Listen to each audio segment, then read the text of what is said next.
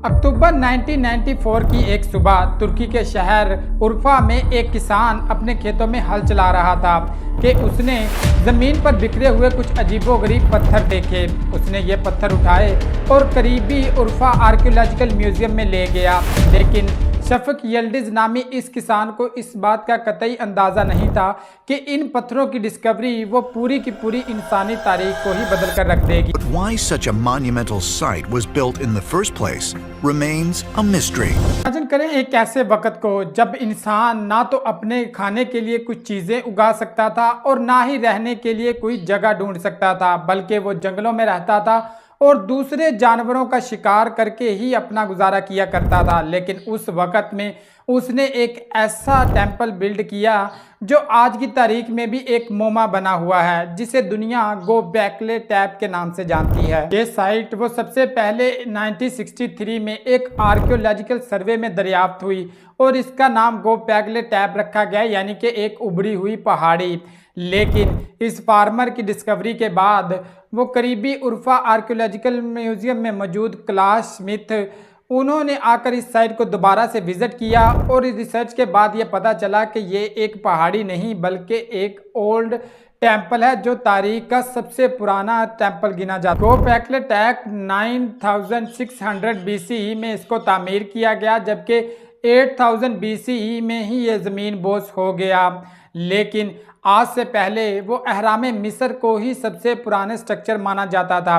लेकिन इस डिस्कवरी के बाद वो साइंटिस्ट ये सोचने पर मजबूर हो गए कि ऐसा कैसे हो सकता है कि एक ऐसा वक्त जब इंसान को अपनी खुराक का ही इल्म नहीं था, तो वो ऐसा एक शाहकार वो कैसे तामीर कर सकता है। खुदाई के बाद आर्कियोलॉजिस्ट को यहाँ पर 200 से ज़ायद वो टी शेप्ड पिलर्स मिले, जिनका तकरीबन फी कस वज़न वो 20 टन बताया जाता है। इसके अलावा उसके ऊपर कुछ नक्शो निगार भी मिले जिनमें सांप और दूसरी कुछ सिंबल्स शामिल थीं। लेकिन इसके अलावा कुछ कर्व्ड स्टोन्स और साथ में एक फर्श भी जिसे बर्न्ट लाइम से बनाया गया था वो भी यहाँ पर मिला। गो के आर्कियोलॉजिस्ट को कोई वाज़ा सबूत नहीं मिला जिससे हम ये साबित कर सकें कि इस जगह को बनाने का आखिर मकसद क्या था। लेकिन आर्कियोलॉजिस्ट ये सुजेस्ट करते हैं कि ये जगह वो एक टेंपल के तौर पर इस्तेमाल होती थी, जहाँ पर उस वक़्त के लोग इकट्ठे होकर वो अपने खुदाओं की वो पूजा किया करते थे, क्योंकि यहाँ पर कुछ इस तरह की हीरोग्लिफ्स और कुछ दूसरी चीज़ें मिली हैं जिससे ये साबित होता है कि ये किसी की रिहाइशगाह नहीं बल्कि एक टेंपल के तौर पर वो यूज़ हुआ करता था, जहाँ पर बहुत सारे लोग हैं वो इकट्ठे होकर इबादत किया करते थे। लेकिन सवाल ये पैदा होता है कि आखिर उन्होंने इसको तामीर ही कैसे किया। अगर हम इन स्टोन्स की बात करें तो वो नियर बाई हिल से लाए गए, वो ज़्यादा दूर नहीं बल्कि 100 से 500 मीटर दूरी पर ही वाक़या हैं। लेकिन असल मसला ये है कि इनको ऐसे प्रिसाइज तरीके से वो कैसे लोकेट किया गया और जस्ट लाइक अहराम मिस्र इनको अपवर्ड कैसे ले जाया गया। इस जगह की हैरानगी वाली बात यह है कि ये कोई नेचुरल डिज़ास्टर की वजह से नहीं बल्कि उन लोगों ने खुद इसको दुनिया की नज़रों से ओझल किया, क्योंकि वहाँ पर मौजूद हड्डियाँ और दूसरे स्टोन डेब्रिस और इस तरह की चीज़ें मिली हैं जिससे ये वाज़ा तौर पर कहा जा सकता है कि उन्होंने खुद इस जगह को वो फिल किया, ना कि कोई कुदरती आफत की वजह से वो ये जगह ज़मीन के अंदर वो ज़मीन बोस हुई। लेकिन यहाँ पर एक सवाल और भी पैदा होता है कि उन्होंने खुद ही इसको तामीर करने के बाद दुनिया की नज़रों से क्यों ओझल किया। आर्कियोलॉजिस्ट ये सजेस्ट करते हैं कि बेसिकली टाइम के साथ साथ लोगों के जो बिलीफ सिस्टम है वो तब्दील होता रहा है। पहले अगर वो किसी एक की पूजा करते थे तो बाद में उसको बदल के किसी और की शुरू हो जाते थे।